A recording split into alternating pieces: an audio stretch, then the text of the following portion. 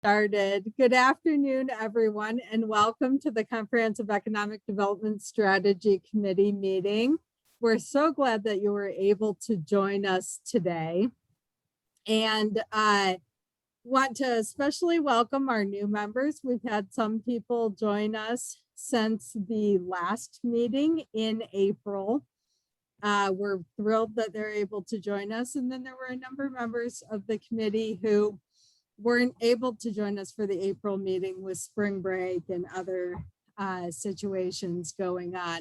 So we're glad to have people with us today, and welcome to everyone. We will have a chance a little bit later on to break into some smaller groups and meet people and see more of who's on the committee and get to know the people that we don't know a little bit. That is one of the downsides of doing these as virtual meetings, is that we don't have that kind of networking opportunity that we would normally have in an in-person meeting, but we're going to try to create some of that space without trying to go around the virtual room with more than 100 people on the committee.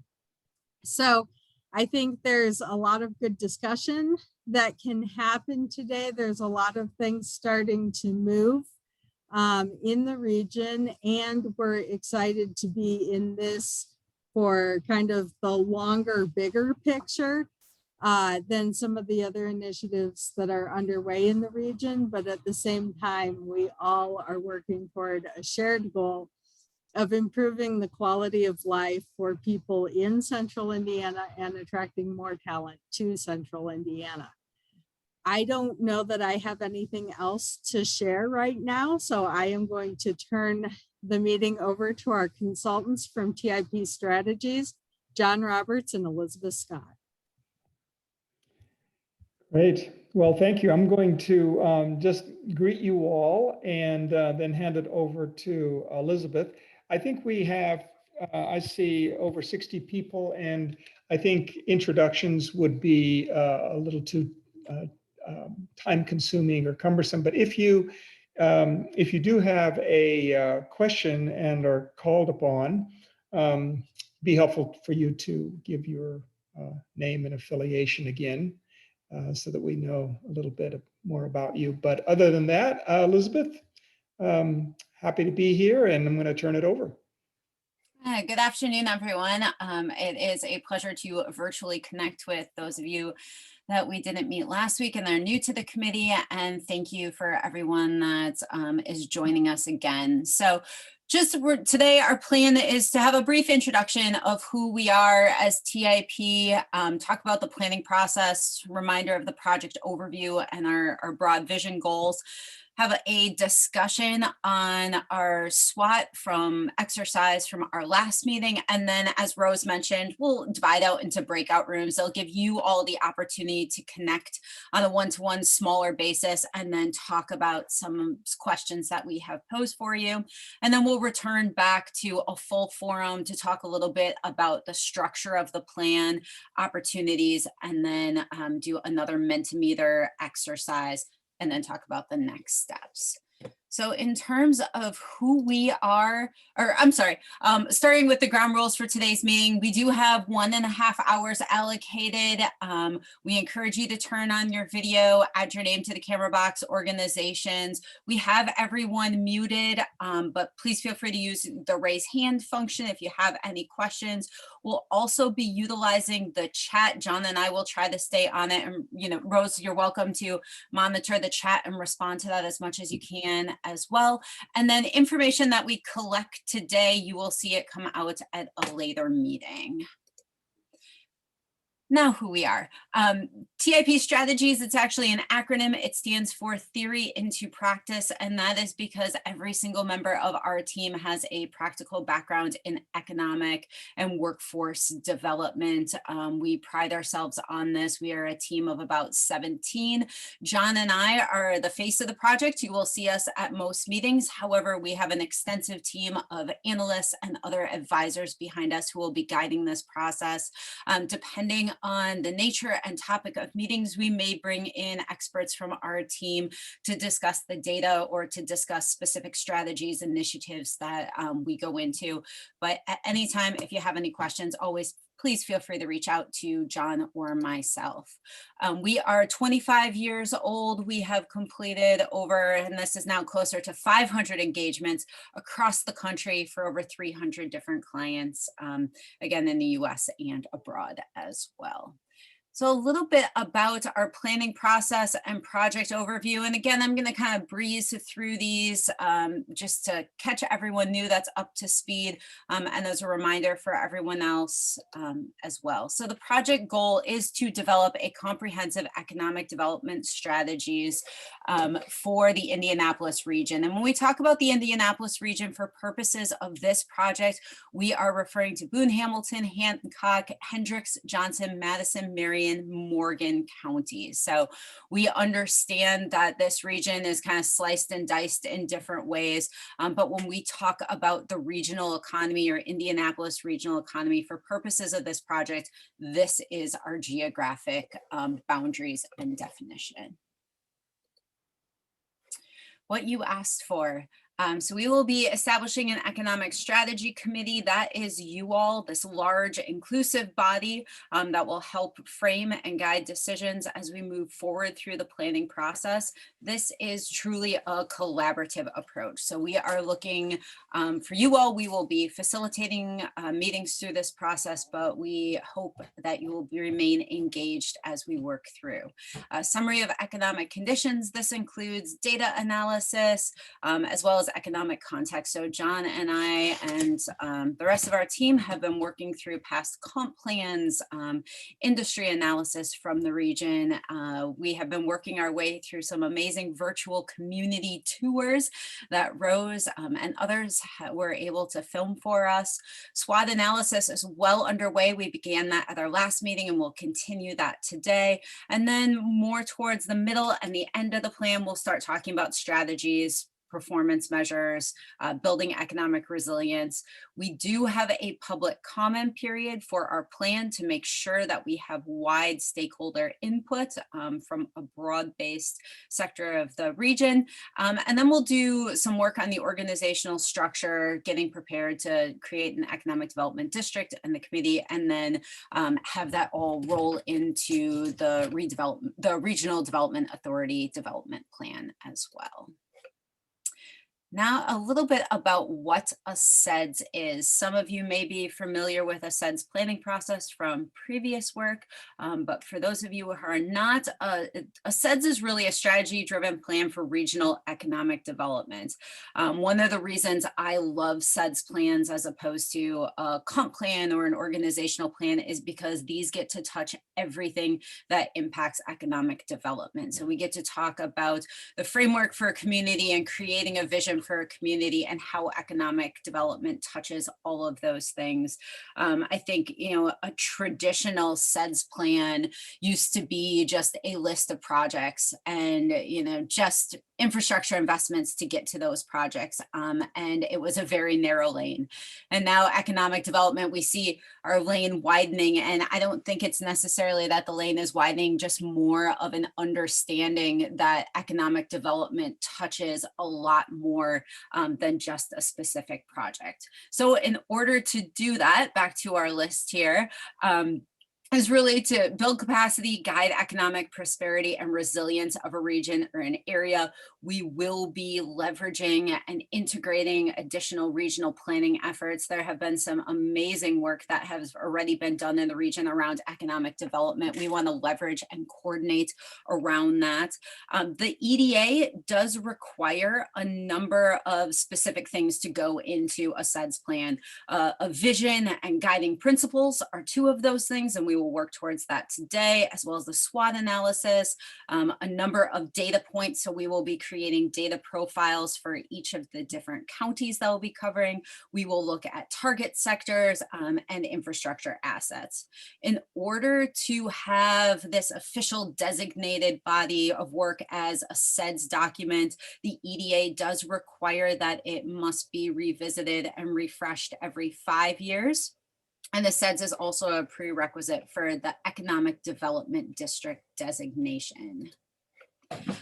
John and I and our TIP team last week had the opportunity to sit down with an EDA representative and talk about what the priorities were from the EDA's perspective going forward with the new funding streams that are available and what the administration's priorities are.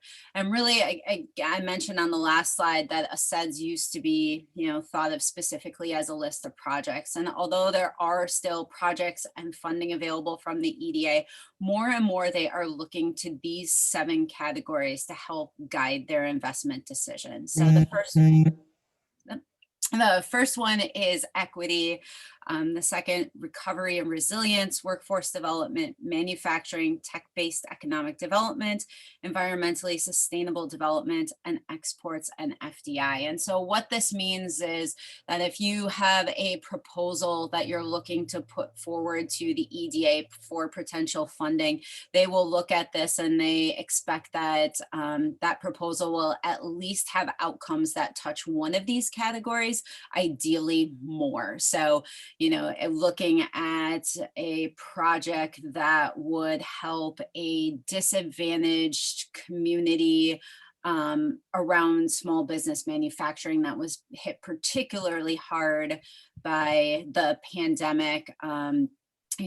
If they hired a majority of persons of color, that is going to be seen as a very advantageous project for the EDA because you're touching on manufacturing, recovery, equity, and workforce development. So I'm going to jump in for just a minute, Elizabeth.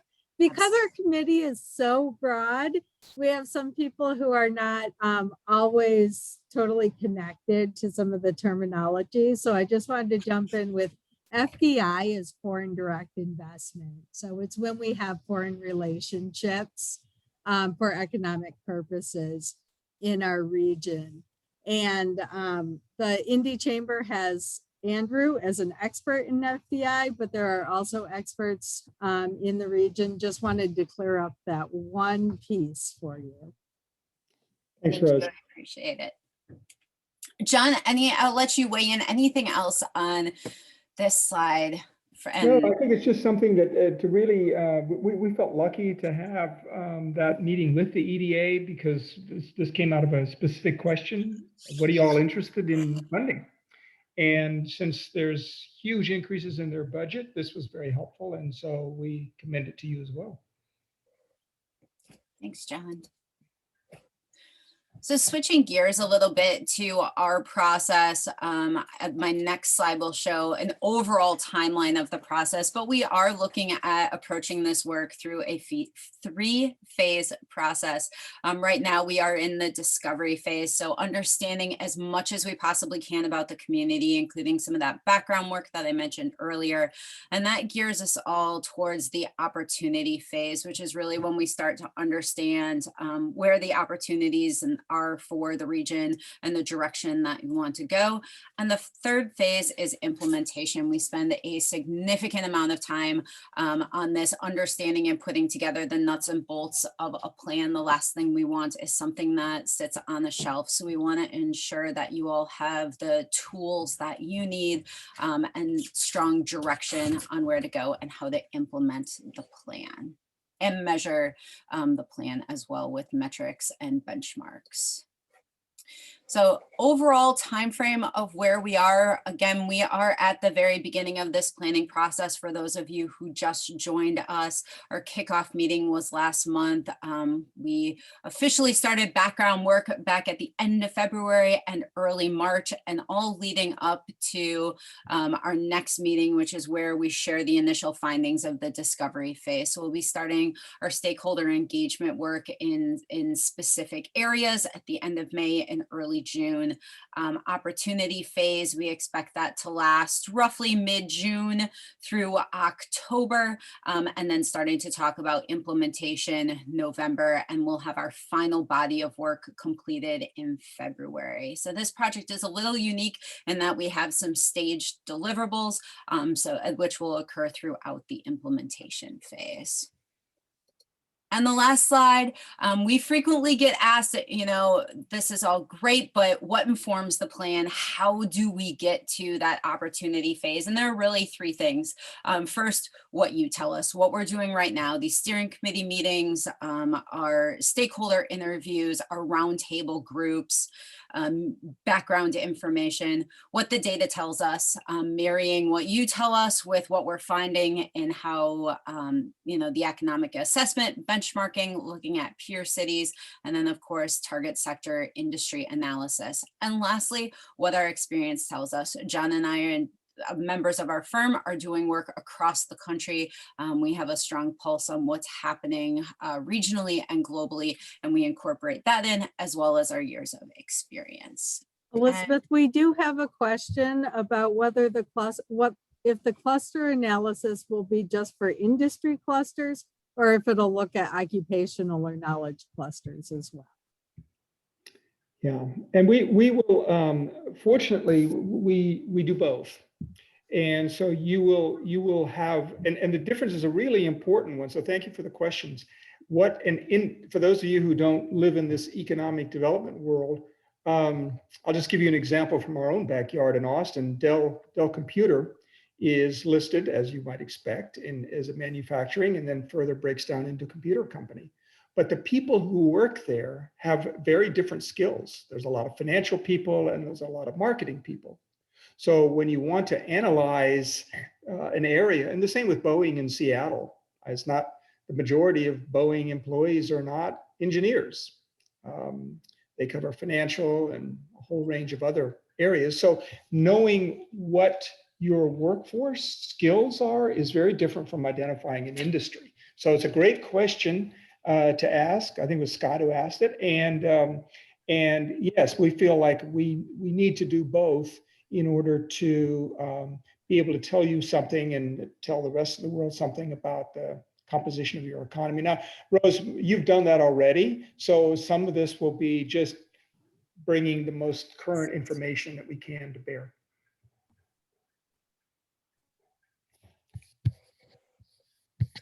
John, since you have the floor, I will turn it back. So yes, since I was talking anyway, I wanted to tell you a story. And let me begin the story by saying that we can look at this, and we need to look at it as a planning exercise for a federal agency that is the source of funding. Well, there's another version of what we're doing that looks at y'all as a group, and beyond that, the broader Indianapolis region, as being able to craft an investment strategy.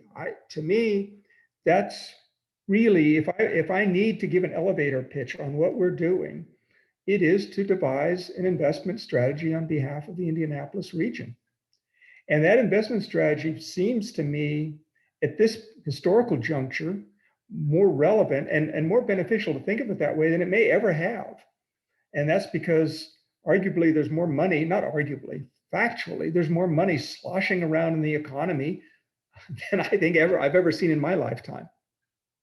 And so the reality of being able to tap into a variety of financial sources to make investments on behalf of the community is really what this is about, and needs to be seen as, and you, I think, seeing yourself as part of that, because your voices really matter, will help guide that process.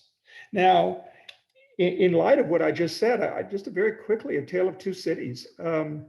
We are finishing up a project in Richmond, Virginia, and we've worked in our own hometown of Austin, Texas.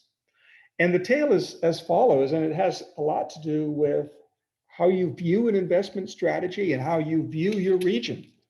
About a generation ago, so 30 some odd years ago, Richmond, Virginia, one of the two stories here, and Austin were about the same size.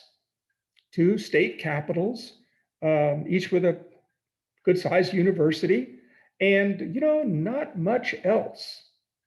Since then, and I don't mean this to sound disparaging of our client in Richmond, it certainly isn't, but since then, one of them has become a global superstar. Here we are in Austin, never tired of patting ourselves on the back on how many things we've accomplished. And there's Richmond, still struggling in third-tier status. And the question of why those two communities diverge so much is a question that is of interest to us, and I think of interest to any urbanist, anyone who's trying to figure out why investments work the way they do. Now, leaving aside for a moment the fact that there's different state laws in Virginia, the city is not in a county, the city of Richmond is not in Enrico, any of its surrounding counties. It exists as its own political entity. It's different in Texas, and it's different in Indiana. Subtle differences throughout. But the real difference between why one city and the other took off can be in large measure explained by its regional attitude. How it approached its regional identity. And in Richmond to this day, there is significant conflict between the city and its surrounding suburban counties. And that's an unresolved conflict. And it plays out in some very real ways in terms of the development community, in terms of businesses that are looking for location, and in the way that the workforce and its housing and education play out. And those of you who have some connection with Richmond will immediately know what I'm talking about. And brought home most recently, that is to say, just in the last few months, by the collapse of a major mixed-use project called Navy Hill in Richmond. By contrast, you have Austin, which, and I was fortunate enough to be part of this project, did something called Envision Central Texas with a planning firm. It was a large project, and it laid out a vision for the region. And that vision was to say, this isn't an either or about either we invest in the city or we invest in the suburbs.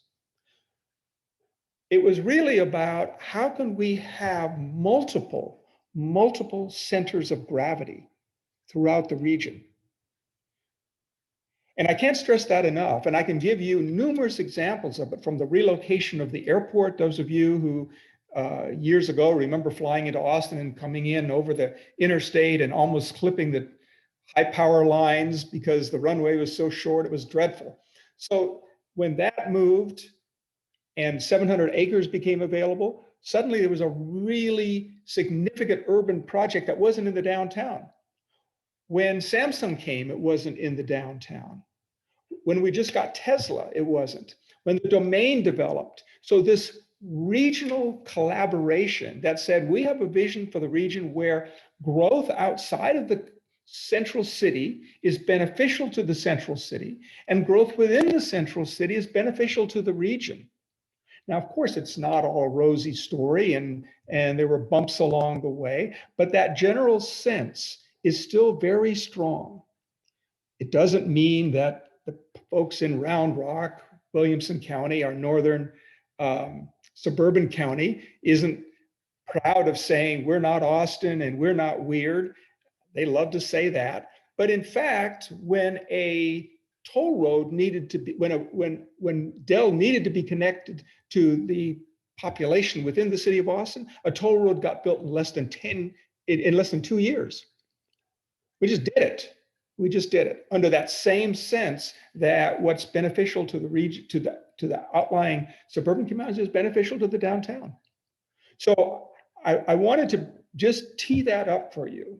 And there's a lot of nuances here, and I know I'm skimming over the top of a lot of things, but the story is essentially true. And I tell the story, I think you know why, because we feel that this project cannot be an either or. Either we invest in the suburbs because that's where people are going right now and where a lot of the business opportunity is, or we invest in downtown because that's where the greatest needs are. Our feeling, my feeling at least, is that that would be a false dichotomy. It shouldn't be an either or, it has to be a yes and. And if you needn't share that, but that's why I'm telling the tale of two stories, because I think when it's not shared, the consequences can be dire. So forgive me for going on at length, a little longer than I intended to, but I wanted to tee it up that way, and I'm going to give it back to Elizabeth and we can get back on track. Thanks, John. So something to keep in mind, we are going to go through our SWOT and the discussion that we had through Mentimeter last time. We've combined some of the results. So you'll recall there were flowing charts and we pointed out, but we consolidated all those into a few bar graphs and wanted to review that with you before we broke out into our separate rooms to talk about this. So the first question, define economic development using just one word. For those of you that aren't familiar with Mentimeter, the word in the center, the largest, meant it had the most number of responses with it. So everybody was able to type in whatever they wanted, hence why you'll see grow or similar words. Unless it was typed in exactly the same, it wasn't captured that way. But growth, overwhelming the largest, prosperity, progress, opportunity, inclusive, economic mobility, sustainability, self-investment, dynamic, vitality, uplifting, stability. So a lot of really good, strong descriptors for economic development across and what that means to this region. What keeps you up at night? What we call the Indy nightmare. The majority of responses, so we had 18 responses relating to inequality and equity issues, lack of competitiveness. And I think this, and it was hard to, using only a handful of words, I think this meant, locally the challenges, within the state being competitive, as well as the region, nationally and globally. So how it pertained to keeping and attracting business and talent, state policies and regulations. We saw that is something that consistently came up, and you'll see continue in some of our further slides.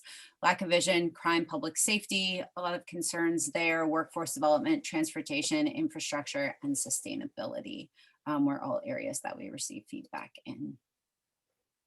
Do you think the Indy economy is moving in the right direction? And again, I'll preface this in today's discussion. We did a better job of talking and framing as Indy region. So here, when we did say Indy, we did mean the region that we're covering for the full CEDS. Pretty even distribution here. We've done this exercise in other communities and have seen vastly different responses with the age group. So really interesting to see that, relatively similar numbers for yes, moving in the right direction, and same thing with no, not moving in the right direction there.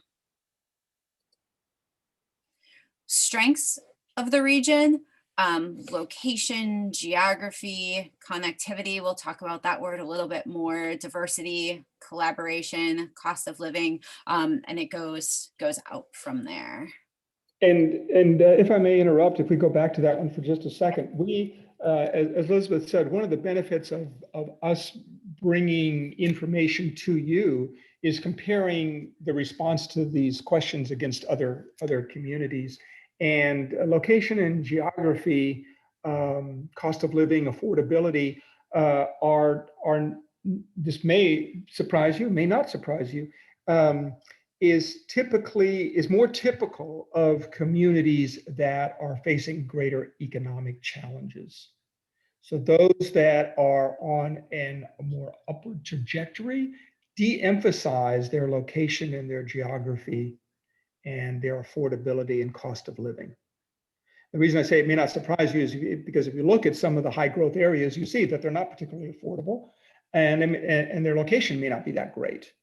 And so this is important because it translates, it helps us if there's a marketing component, not through TIP, we're not a marketing firm, but if there's a marketing component and they do this kind of survey and they want to promote this, it's worth comparing it to those that are actually attracting talent without promoting those things. I hope that makes sense, because it's an important point, and it's one that, so the question of what do they emphasize?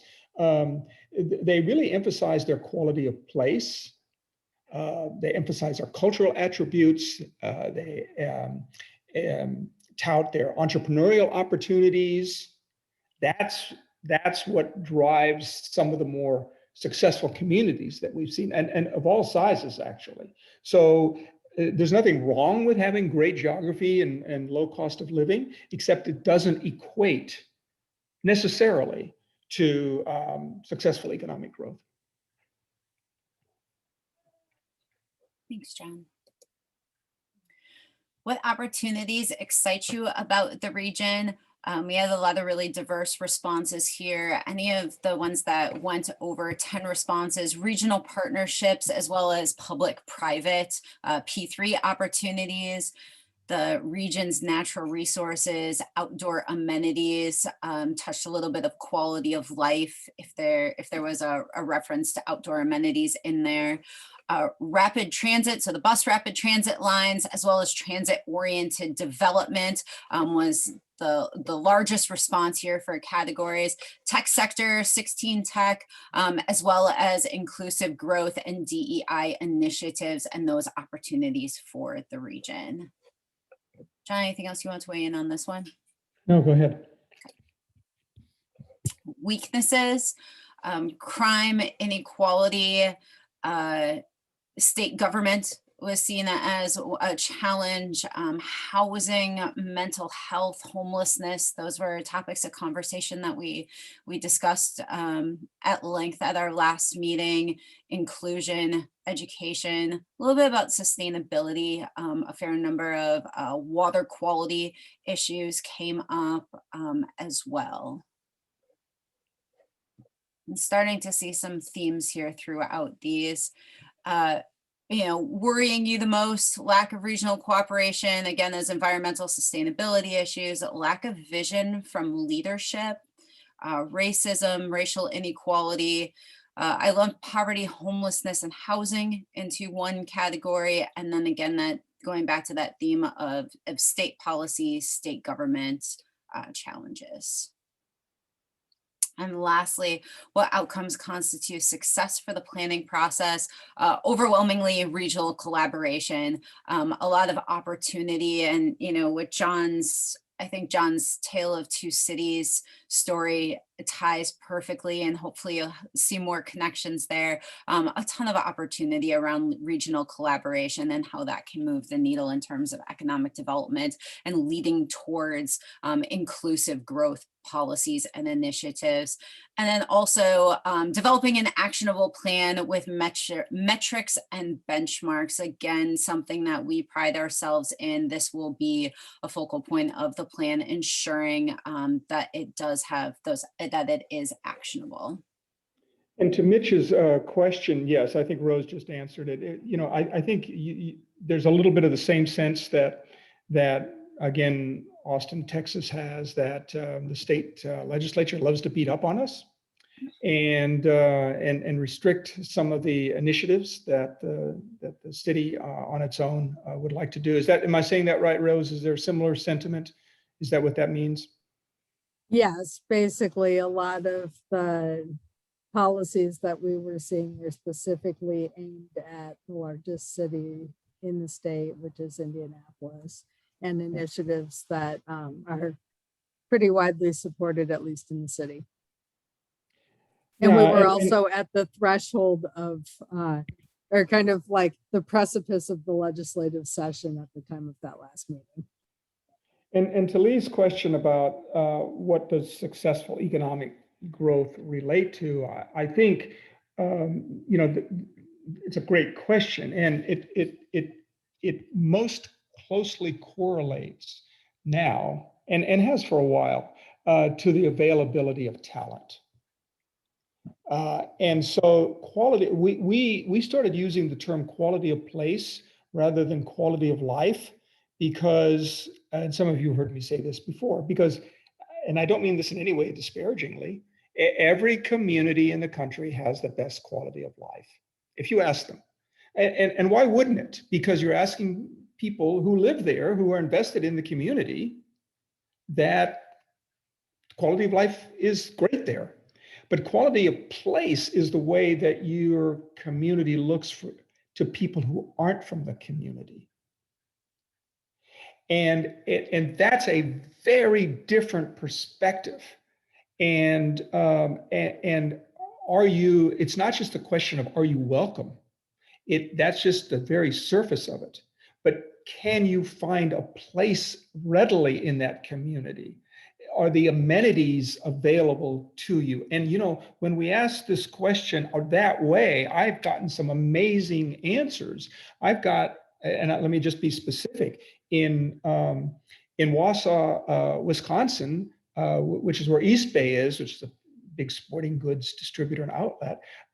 One of the quality of place issues was hair salons and nail parlors where their African-American workers felt comfortable going. They had to go all the way to Madison, Wisconsin to get it. And it was something that didn't even occur to me. And certainly didn't occur to the people in Wausau. And suddenly quality of place is defined not just by the same folks that had lived there for multiple generations and never even thought about these other things. It's really about those people who are coming to the community. And then, and that's only on the most superficial level. There's far more important things than that, but I wanted to cite that because it really surprised everyone. So quality of place are the things that make it appealing to a talent base that isn't indigenous, that isn't local. And that gets into, it certainly gets into inclusiveness. And so on those occasions where I've had opportunity to speak to the folks at Google or given presentations at the Google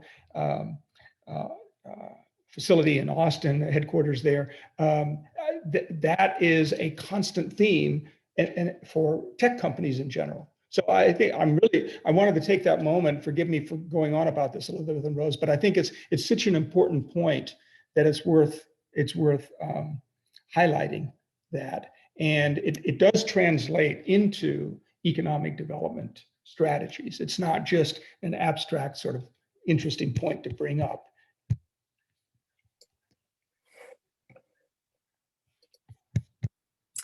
And I think that's a really good segue, some food for thought as we move into our first set of breakout rooms. John, I am going to have you chat a little bit and talk through how we are going to approach the SWOT for this project and help give you more context before we break out into rooms. Yeah, thanks.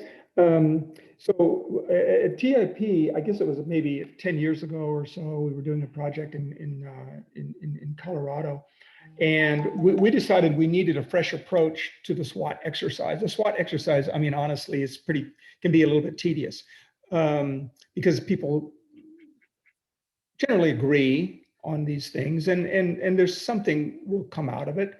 But this invites you to think about the process a little bit differently. It says not just what is occurring to you locally that's a threat to you locally or a weakness, but it begins by saying, look, what are these global forces? And then national and state and regional. And that gets at some of the things you've already mentioned, that one of the threats you have to your ability to craft certain strategies might come from state government. And we need to know that. Now, we know that on this global level, we can't influence it. TIP can't influence it. Indy Chamber can't influence it. But knowing about it is really important. Supply chain is one of, I mean, when a big ship gets stuck in the Suez Canal, right?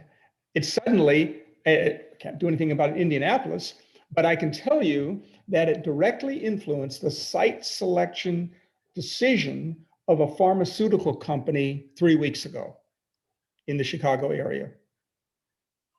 That global fact about supply chains, and I'll name the company, Nexus Pharmaceuticals, made their site selection decision about manufacturing was driven in part by the fact that they now felt like they needed to vertically integrate and not be dependent.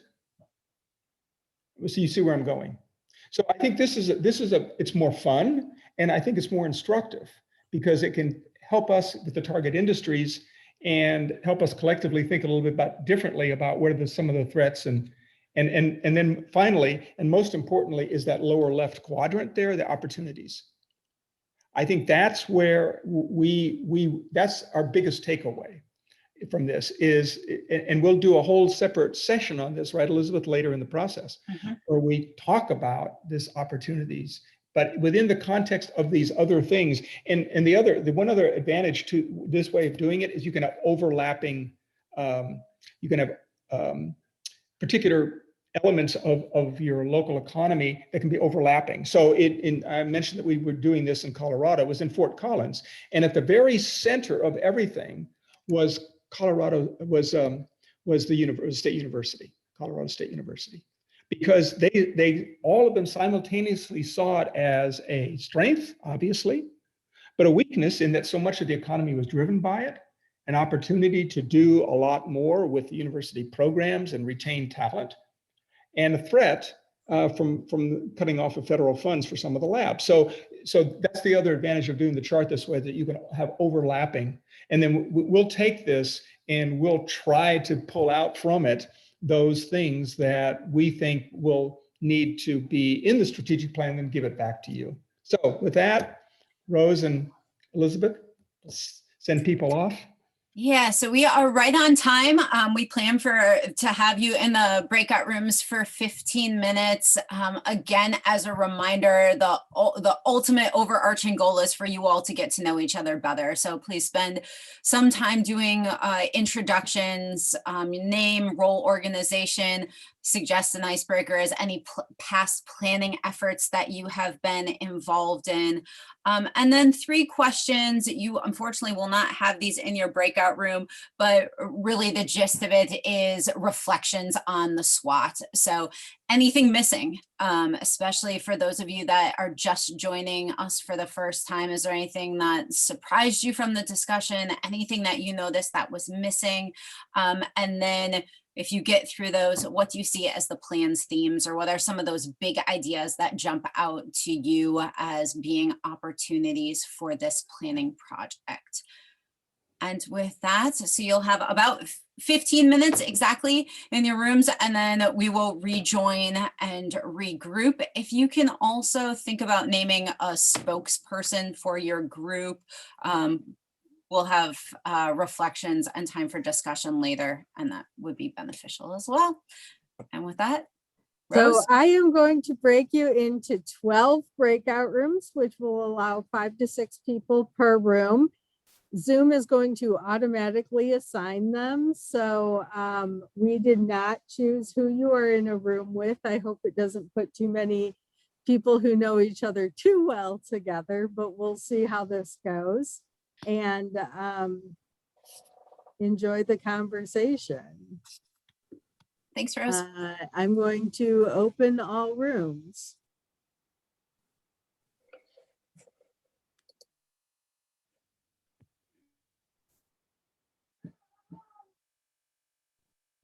I see people being whisked away. This is good. Hey, Rose, do you want me to go into a group? It's going to send you into one. It should. Okay. Hi, you guys. This is Karen Surratt. I'm not going to be able to join a breakout group. It's board week for me, and I'm actually going into a committee meeting. But the overview and the readout was exceptional, and I look forward to continuing to remain engaged. Thank you, Karen. Thanks, Karen. Thanks.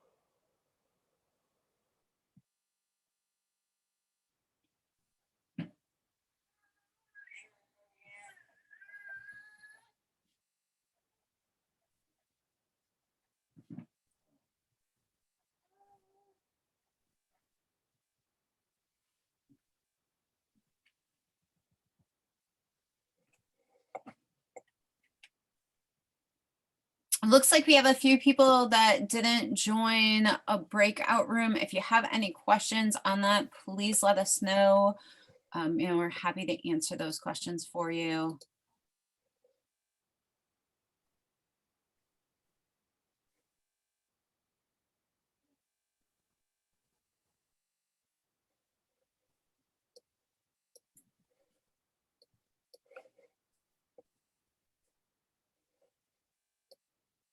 Hey, Rose, what's Karen's organization? I would actually. She's with the courts, but she's got a different role, so I'd have to be able Okay. to look that up. Okay. I'll make a note of that.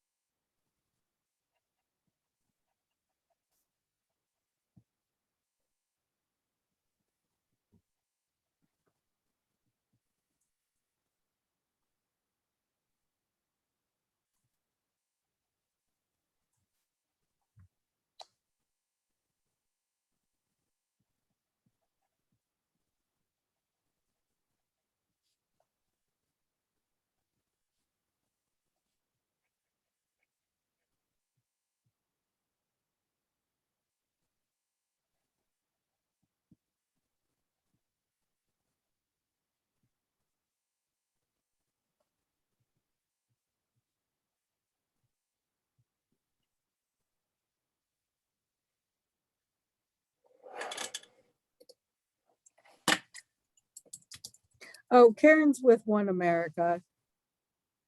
One America. Okay, perfect.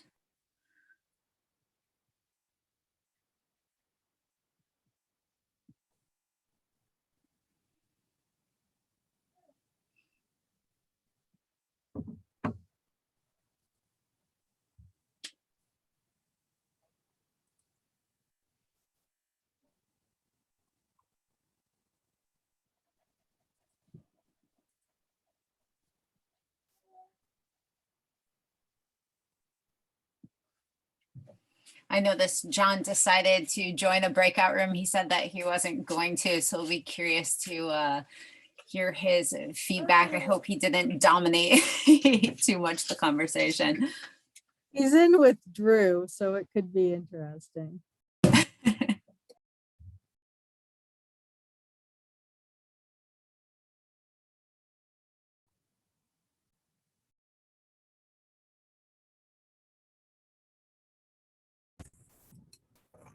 Just how do I get into a breakout room?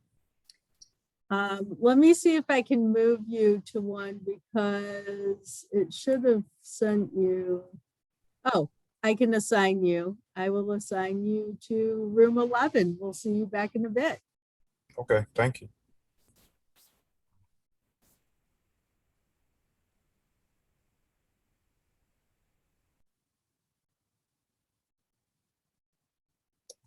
Cool. Yep.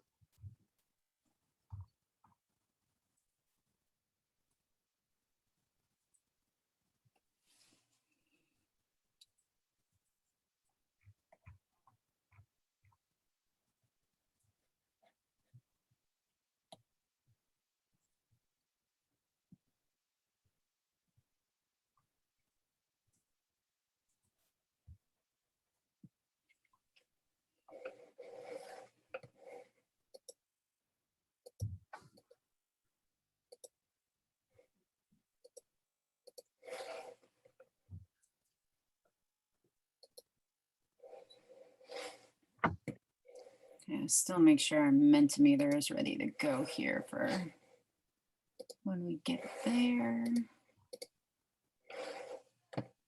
All right, looks good.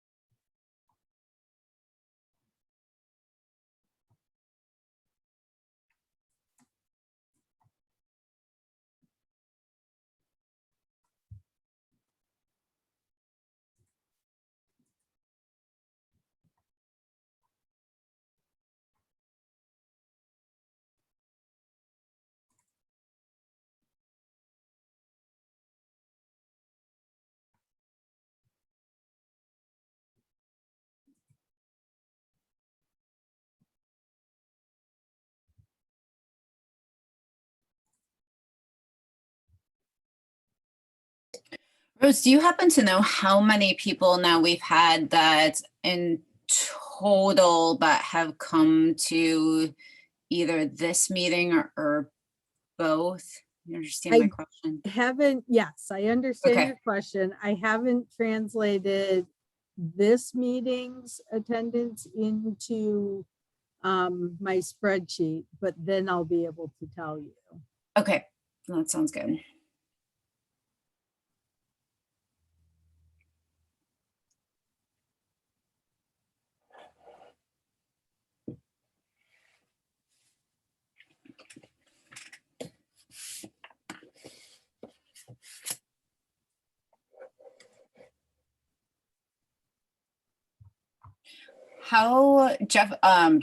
John and I also want to schedule a debrief with you and to talk about next steps. What does your end of the week look like this week? Or I know you were out, so if you are still catching up, if this week's crazy, early next week would be fine, but ideally I am Monday or Tuesday. good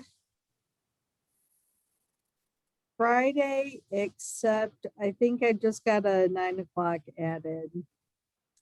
But and I'm fine Thursday between 10 and 3. Okay.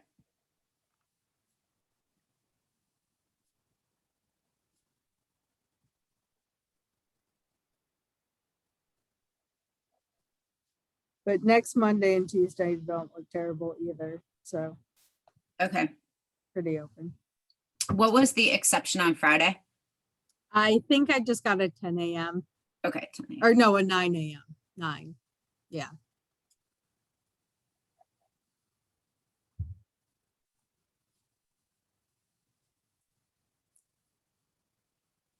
My Friday was almost entirely open, and then I noticed during this meeting I got a couple things filled in my open schedule, so I'll check to see. I have no idea what John's availability is, but we'll check on that. Yeah, I need to get Friday morning. The one that filled in for me is our finance analyst, and I need to figure out how to request reimbursement in ASAP so that we can get reimbursed the federal share of paying you guys. Yeah.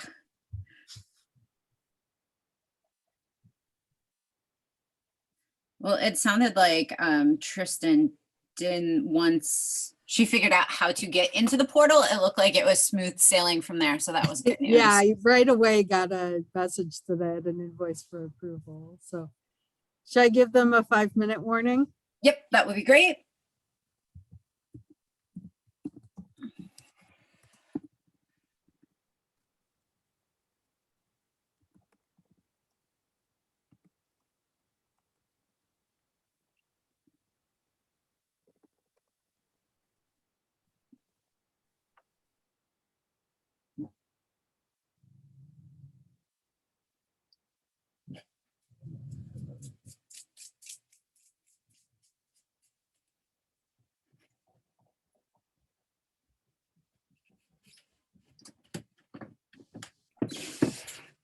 And I couldn't really help Tristan with the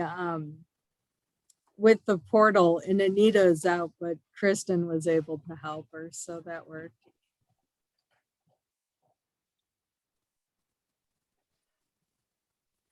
Yeah, I appreciate that.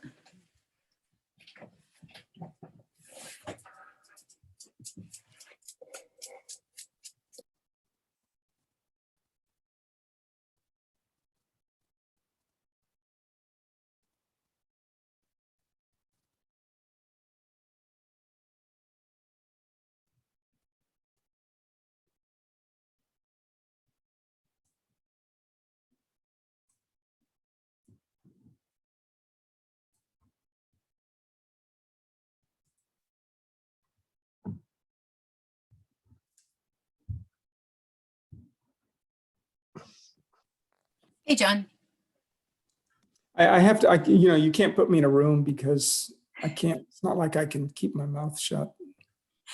Exactly what I said to Rose was I thought John was going to stay here and then pop in, but No, he couldn't resist.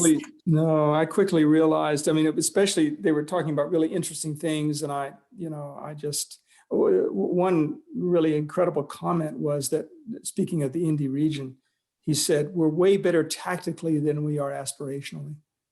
Was that my friend Drew? Classic.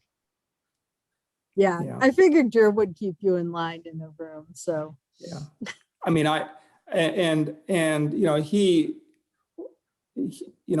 his take on that was really about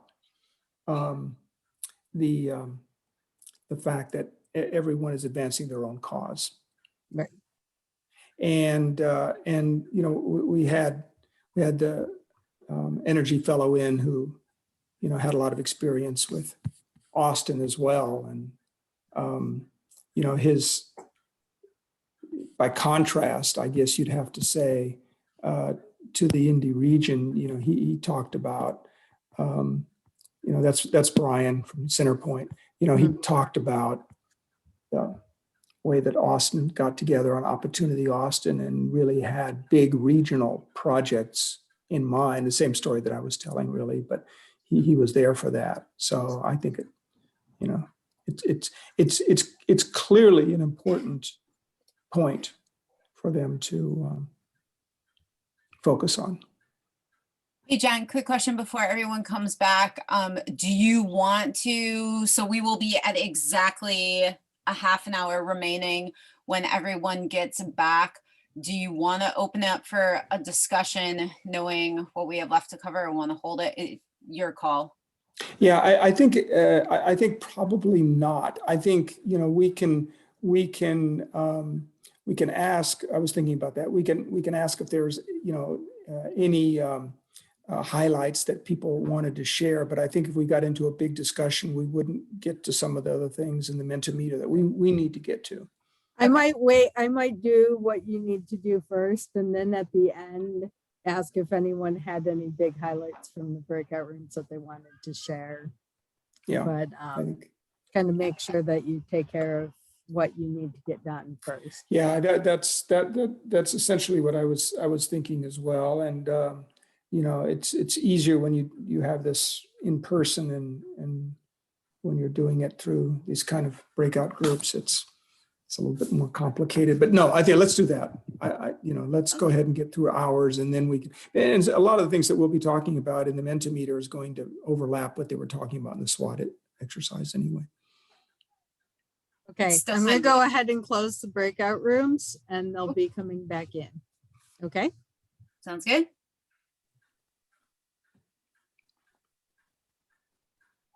John, do you want to do the welcome back transition into the next section? No, you go ahead.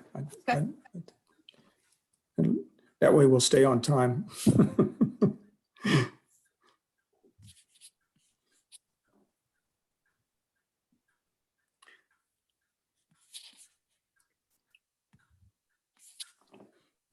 Welcome back, everyone. I see our number slowly ticking up, so I can tell people are rejoining. They have about 20 seconds before the breakout rooms completely close. Okay.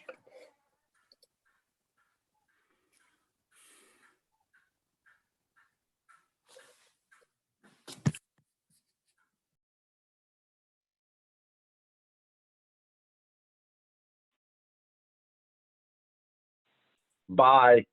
We should have everyone back in. Awesome. Welcome back, everyone. I hope you all had productive conversations. I know John had the opportunity to jump into a room and left a little bit early and said that it was a fantastic discussion. So I have no doubt that the other rooms were just as engaging as well. We are going to move into the last section of our presentation materials, and then we will have a Mentimeter exercise to weigh in and then open for discussion as time allows. But with that, transitioning here into plan structure, looking at how we are going to structure this plan centering around a vision and ultimately, what the direction the region wants to go in. We've talked about the importance, and you all have told us the importance of regional collaboration through this process. With having that cornerstone as the vision, that leads into goals, specific goal areas. You can call this different themes, initiatives, but ultimately having those groups of strategies to help get to that goal. And then under that, actions, and then of course, metrics to help evaluate. John, additional thoughts on plan structure? Well, the importance only of what to this say that, when you contrast it with your next slide, Elizabeth, that this assumes, and this is kind of a constant question for us, this assumes that there are overarching initiatives that will be shared. And we sometimes encounter people that say, we have a clear vision already, and we just need to get going on the things that we know we need to do. Or we're never going to reach consensus, so let's just pick a few things and work on them. So this proposed plan structure that Elizabeth is showing you is, I think, logical, and we would prefer it, but we're not wedded to it. And if you go to the next slide, Elizabeth, you'll see that it doesn't have to take that form. It can really be around specific initiatives and never agree on any universal vision or approach for the Indy region. Although when we look at these, and these are ones that you've already helped identify for us, I find it difficult to imagine that you could do any one of these without taking the entire region into consideration. But that's a discussion. And again, if as I'm suggesting, this is an investment strategy, we have to get this right. We have to say that what we want to spend money on, and we'll receive money to do, I can almost guarantee that. So significant amounts of money to do are ones that will have the biggest impact and will be accepted throughout the region.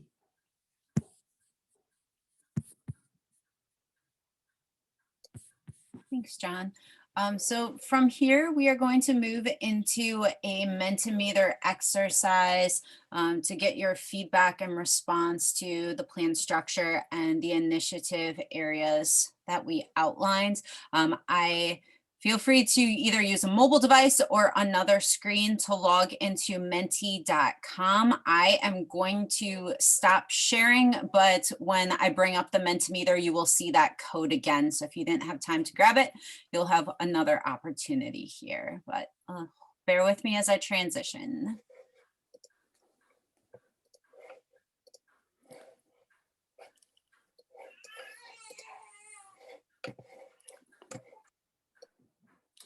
This is a very important question for us, and I hope everyone logs into Menti and helps us answer this question.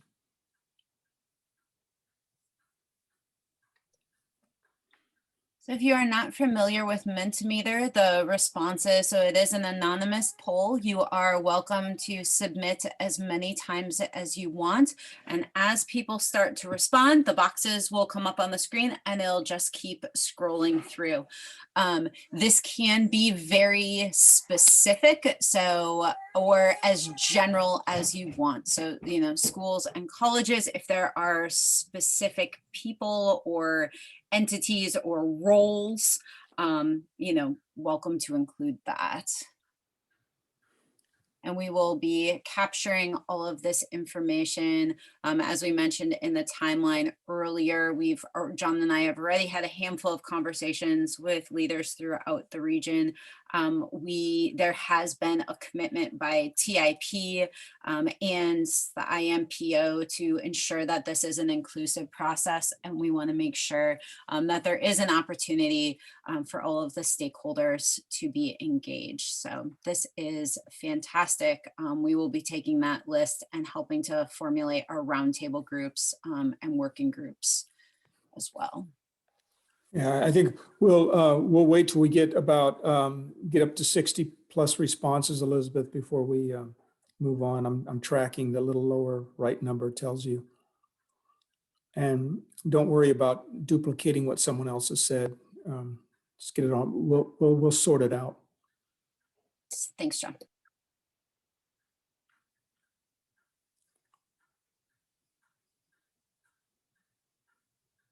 It was really interesting on the LGBTQ and advocacy groups. When we did the plan for Seattle for Puget Sound, I guess 10 years ago now, and the LGBTQ community was not as widely known or appreciated from an economic development standpoint when we did that. And when I first saw it, I was a little surprised. I was thinking, well, what does that have to do with economic development? And I was quickly brought up to speed by saying, it is an amazing talent recruitment tool. It's an amazing talent recruitment tool. And then when we met with Microsoft, they really emphasized how significant that was to their own hiring. So to see these things in here is really great. This is fantastic. There's a really nice mix. I've seen it indie chamber, business organizations, everyone that we would expect to see in that traditional economic development partner bucket. But then just as John mentioned, minority populations, community organizations, faith-based representation. I've seen that quite a bit come up. All things that we would consider to be non-traditional economic development. And earlier we talked about CEDS, and then the narrow lane for economic development, which has been increasingly widening. And I think that's a result in definitely a testament to having some of these non-traditional partners engaged and understanding the important role that they play in the overall economic development for the region. I notice our numbers are starting to stagnate around up, and then everyone's pulling in their last minute requests here. So much for that assumption. We'll just let it go for a little bit longer. The Indiana Sports Corp is really probably one I would have overlooked, and as soon as I see it, I'm like, how could I have overlooked it? So the nice thing about Mentimeter is all of these results will come into an Excel spreadsheet. So again, don't worry about any duplication. It's easy for us to filter it out, and we will make sure that all of these, are touched and help coordinated and aligned. And I'm glad to see industry associations up there, Elizabeth. You know how I feel about trade associations. They're the real underappreciated, wild card in a lot of strategy work. Yeah, a lot of acronyms there. I'm lost in some of them too. We'll figure those out. All right, we are getting, this is fantastic. If you did not have an opportunity to write one, if you think of someone later today, next week, next month, this is not your only opportunity. We are still in the early phases of the planning project. So feel free to reach out to Rose, myself, or John if you have any ideas, but I am going to transfer us to the next slide. Equitable growth was a theme that we have heard across the board. And we would like your thoughts on how, what specific outcomes do you see that achieve or move the region towards equitable growth?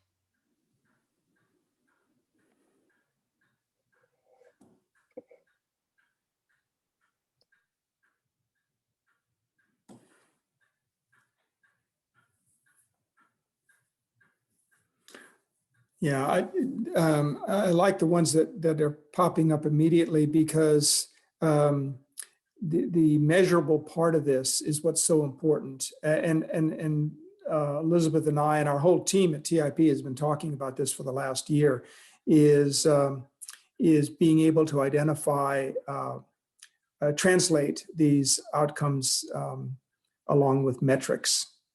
Really a major advantage in terms of dealing with the EDA as well, the Economic Development Administration. Well, there's yours, Elizabeth. Better schooling outcomes from pre-K through 12. Elizabeth was like, that better be on there.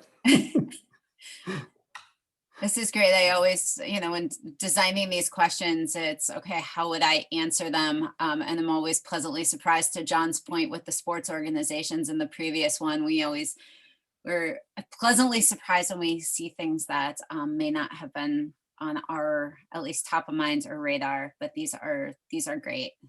A lot of housing. I education. misread that first one as elimination of healthy desserts. And I thought, no, please don't eliminate healthy desserts. Sorry. But food deserts is a very real thing.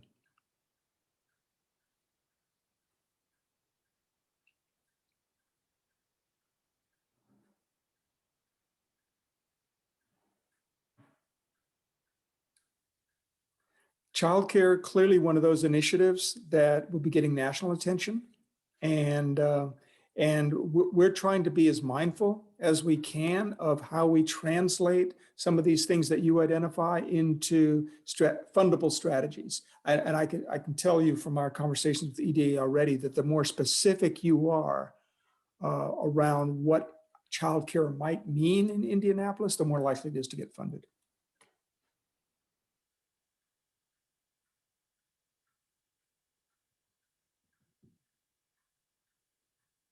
Quality of place investments, sidewalks. I think I saw complete streets before. How about lighting. scooters? Are you overrun, since I haven't been to Indianapolis in a little while, are you overrun by scooters the way we are? We had a big boom of them, and then there was some back and forth. This is primarily in the downtown core. Some of them escaped a little farther, Fountain Square and Broad Ripple and a few other places. And you see them around still.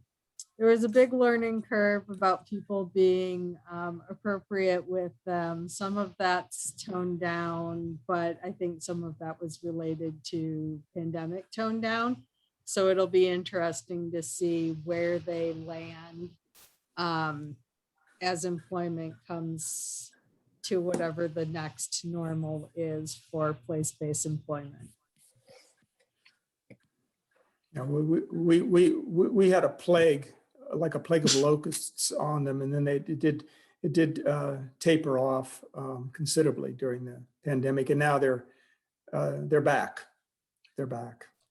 Our bike share in Indianapolis is docked, but some of the suburban ones were docked and some were undocked, but the scooters were always undocked, and that's where it got a little drama filled. John, I went ahead and switched to the next slide.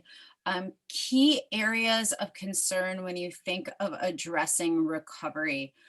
Specific areas, quick to respond here. So downtown housing has been a challenge. You know, where do you see as the areas that the CEDS plan can help address recovery and ultimately create a more resilient society, region, community? Yeah, this is great. And I think most of you have been reading the same things we've been reading and attending the same webinars and so forth on the future of commercial office space and retail. Those are the deep concern in all the communities that we're working in. The other one, of course, is residential, single family and multifamily.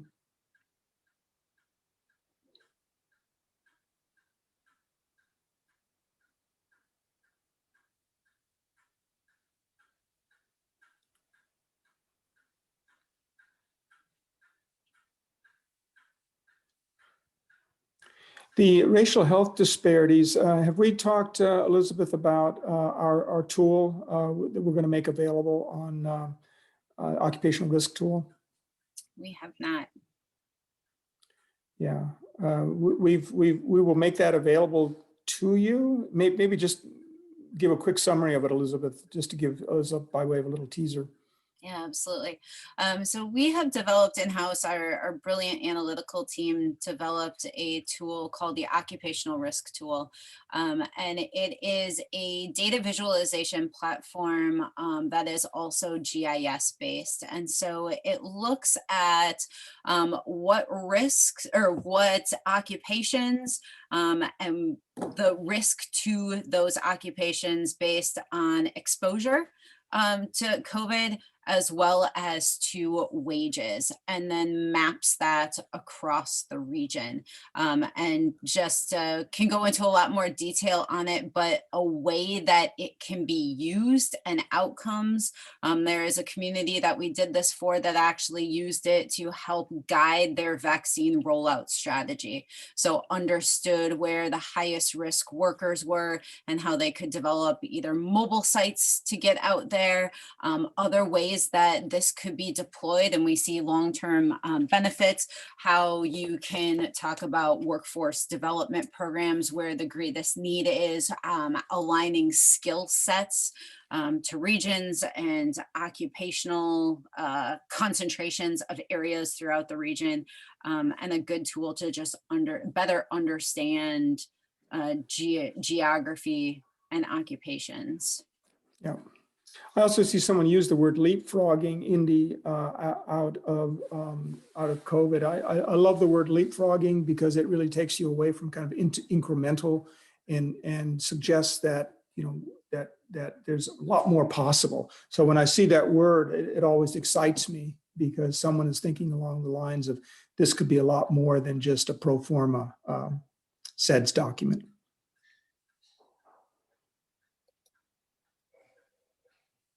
And John, I'm going to let you preface this question. Yeah, so connectivity has been a huge theme in other CEDS that we've done, and connectivity when we first approached it was was broadband related, but a lot of our clients saw it logically as transportation related, and so we've expanded it to see what you would mean. And connectivity meaning, how does the region collaborate better? What are the tools that will allow that to happen? What is it that throughout the region connects us better and makes us more competitive? Because I changed the way I was thinking about that from the last time we talked, Elizabeth. I think it's a better way to talk about it. Because some of those tools include broadband access. Some of them include transportation.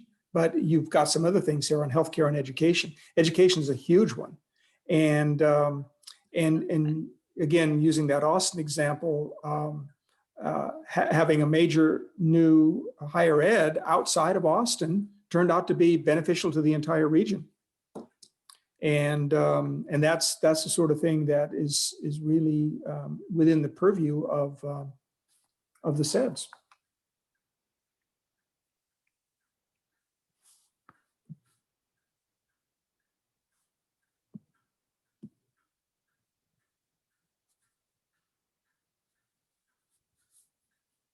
I like that education continues to remain a focal point of this conversation.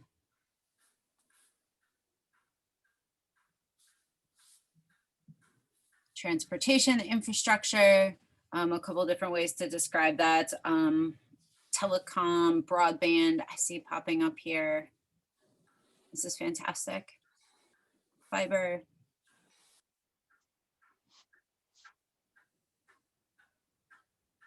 I like collaboration, coordination, inclusiveness, all great descriptors.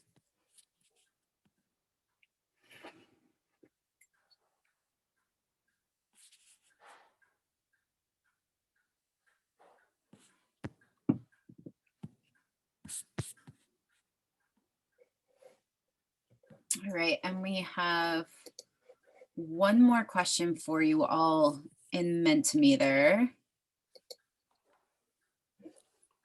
Using just one word, what is your vision for the Indianapolis region? And I'll let you interpret this in terms of scope of perception if this is 1 year, 5 year, 10 year, 50 year, but what do you think of in one word when you think of your vision for the region?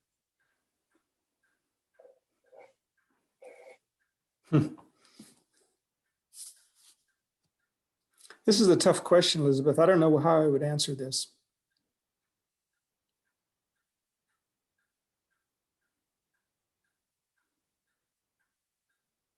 Thriving, I like that. Yeah, I might have gone with Vibrant. vibrant, as I see Okay. that up there. Resilient, welcoming. I like inclusive.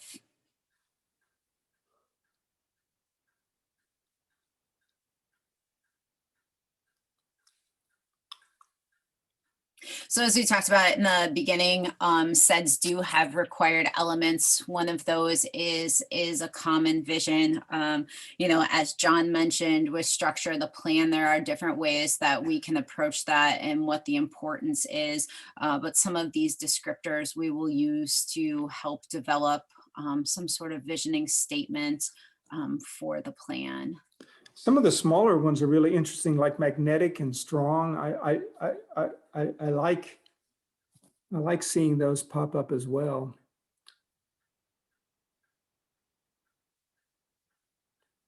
World-class city, world-class city. That pops up too. Bold is another good one. Joyful. I like joy.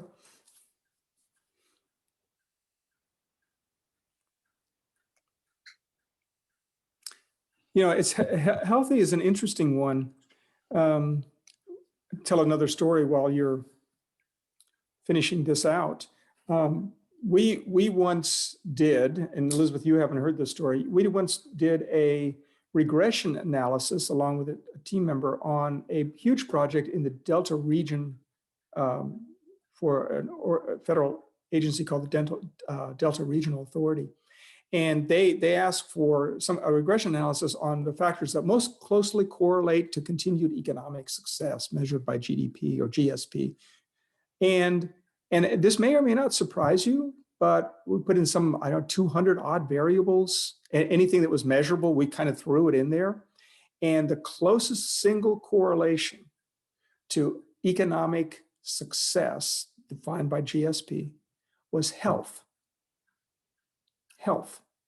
A healthy population. Now, of course, that itself correlates with income and education and other things. But if you of all the things that were measurable, if you wanted to predict what future growth would be, the answer was healthy population.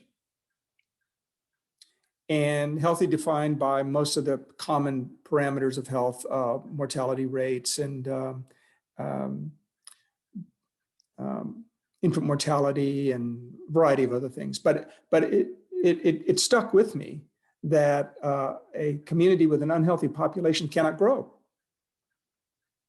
And so interesting to see someone put that in there. And I'm assuming that person was not from the healthcare industry.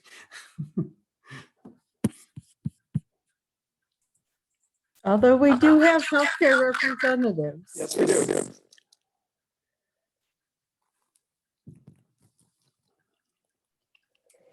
So Well, that- Elizabeth, bring us home with next steps. We've got about 5 minutes left and want to be respectful of people's time. Absolutely. Thank you. So we will incorporate all of your feedback from the Mentimeter. We will share some of those findings at our June meeting when we have a chance to summarize them. Next meeting is a context heavy meeting. So we will have our initial findings from the discovery phase. So a SWOT analysis in a form that John mentioned in relation to out of local control, as well as data. And we will be beginning our stakeholder engagement in getting geared up for roundtables and interviews in the next coming months. So that's what I have in terms of next steps. John, anything else you want to add before we close? I said we go through our process first because I for one, would be really interested in the lengthy discussion, and we'll have other opportunities to do that. If anyone has any closing comments or thoughts, I'll give it to Elizabeth and Rose to close out. John, you were kind of garbled. I don't know if anybody else had that feedback, but in summary, we look forward to our discussion at our next meeting. As always, we are welcome and open to additional feedback. We will be sending out this PowerPoint deck. So if you have additional thoughts, again, later today, next week, next month, please do not hesitate to reach out. And Rose, any final remarks? I thought John was just channeling Darth Vader since it is May the 4th. At any rate, thank you everyone for participating today. We cannot do this process without you. It would not make sense to do so. The recording and the slides will be on the CEDS page hosted on the MPO webpage. We'll be doing a follow-up email in the coming days, and the monthly newsletter will come out around the 15th. But certainly if you have any questions or want to provide any input, please feel free to reach out to me and we'll coordinate that. And reminder that the list of people who have accepted participation on the strategy committee is on the CEDS webpage. We're updating it regularly, so there may be a couple of people who aren't on there yet, but you'll be able to see the breadth of organizations that are involved, many of the organizations that you brought up in the Menti poll, and we'll be filling some of those gaps for stakeholder interviews and focus groups as well as we move along. So with that, thank you so much for joining us. We look forward to seeing you on June 1st. Have a good week and enjoy Star Wars Day. Thanks, Rose. Thanks, everyone. Take care.